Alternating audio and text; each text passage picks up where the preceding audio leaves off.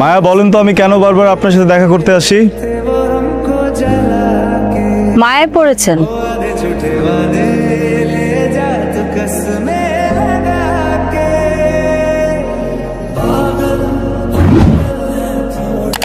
না, সুখের নেশায়।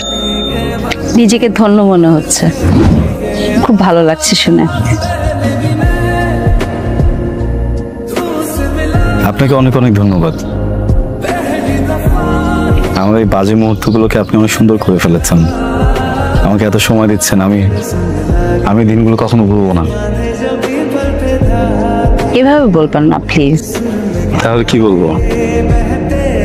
আপনি অঝোর বৃষ্টির মাঝে এক মুঠো রক্তর। আপনি তাহলে রংধনুর 7 রং হয়ে যান। না, সেটা সম্ভব না।